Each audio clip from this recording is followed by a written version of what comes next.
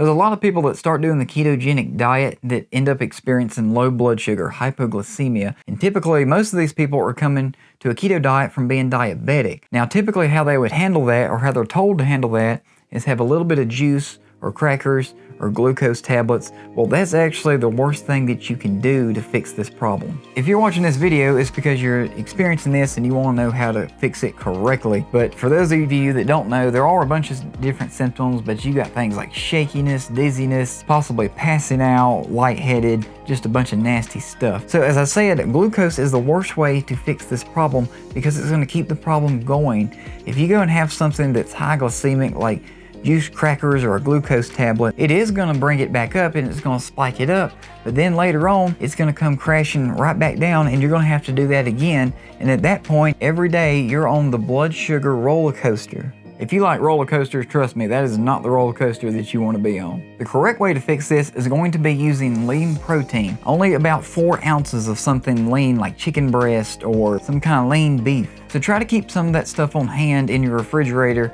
that you can go to quickly and get it in you. Now the reason for that is because we know that sugar and high glycemic carbs spike your blood sugar up real high. We know that. But protein also does spike your blood sugar a little bit. That's the whole point of having more fat than protein in a ketogenic diet, because the fat slows down the blood sugar spike you would get from the protein. So when you eat protein just by itself, it is gonna bring the blood sugar up, but it's gonna be a more gentle spike instead of a big spike.